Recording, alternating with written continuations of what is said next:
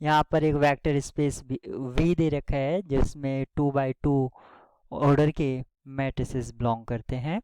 हमें चेक करना है option A B C D में कि कौन से सब स्पेस को फॉर्म करते हैं। ऑप्शन ए की बात करते हैं। यहाँ पर वो सारे मैट्रिक्स बिलोंग करेंगे जिसका डिटर्मिनेंट 0 है। अगर मैं ये मैट्रिक्स लेता हूँ तो ये मैट्रिक्स बिलोंग करेगा फर्स्ट ऑप्शन ए में, और जो दूसरा मैट्रिक्स है वो मैं लेता हूँ 0 0 0 1, ये भी बिलोंग करेगा ऑप्शन ए में। लेकिन इन दोनों का जो सम होगा वो क्या होगा, आइडेंटिटी मैट्रिक्स होगा, और आइडेंटिटी मैट्रिक्स का जो डिटर्मिनेंट होता है वो 1 होता है, 0 नहीं होता है।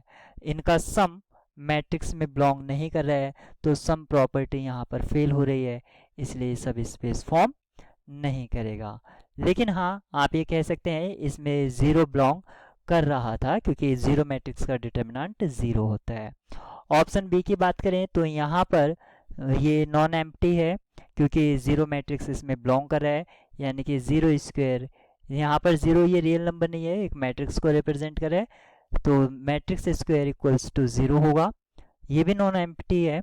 लेकिन अगर हमें ये चेक करना है कि ये सब स्पेस है तो सम और स्केलर प्रॉपर्टी को भी चेक करना पड़ेगा। तो सम तो आई थिंक होगा या नहीं होगा कह नहीं सकता, लेकिन स्केलर प्रॉपर्टी मेरे माइंड में इजीली स्ट्राइक कर रही है। मान लीजिए एक स्केलर 2 को हम मान लेते हैं जो कि फील्ड से आ रहा है। अगर इसको मैं लिखता हूँ ये 2a इस सेट बी में, जो कि ऑप्शन बी में दे रखा है, बिलोंग करना चाहिए। ये तभी बिलोंग करेगा जब 2a का स्क्वायर इक्वल्स होगा 2a के। लेकिन हम ये जानते हैं कि 2a स्क्वायर इक्वल्स होता है 4a स्क्वायर के, और ये बराबर नहीं होता है 2a के। तो स्केलर मल्टीप्लिकेशन की प्रॉपर्टी यहाँ पर फेल हो रही है। ऑप्शन बी आपका सब स्पेस फॉर्म नहीं करेगा। अगर आप ऑप्शन सी को ऑब्जर्व करते हैं तो ये वेक्टर स्पेस सब स्पेस फॉर्म कर जाएगा।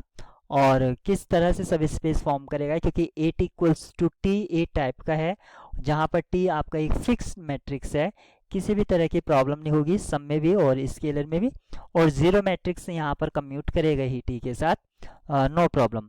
तो नॉन एम्प्टी है, सम प्रॉपर्टी भी होल्ड करेगी और स्केलर प्रॉपर्टी भी होल्ड करेगी, सब स्पेस फॉर्म कर जाएगा। और फॉर मोर एक्सप्लिसिट एक्सप्रेशन और अंडरस्टैंडिंग आप इसको समझ सकते हैं कि अगर मैं एक ट्रांसफॉर्मेशन ए डिफाइन करूं v से v पर इस तरह से such that A T equals to T A, ये अगर मेरी ट्रांसफॉर्मेशन है तो sorry A T minus T A, ये मेरी ट्रांसफॉर्मेशन मान लीजिए टी है, इसको टी से नहीं एस से डिनोट कर देते हैं, A T equals to T ए,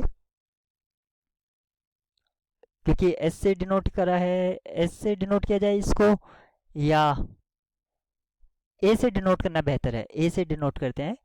तो A T equals to minus T A, ये प्रॉपर्टी को सेटिस्फाई कर रहा है, ये हमारा टी ए इस तरह से हमने डिफाइन कर लिया है।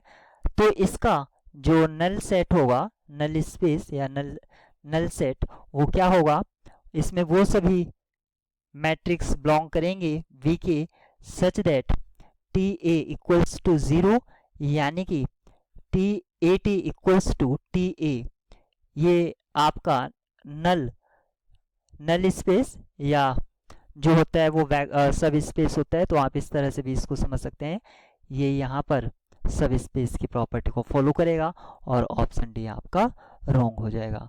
गिवन प्रॉब्लम के लिए ऑप्शन सी आपके लिए की होगा।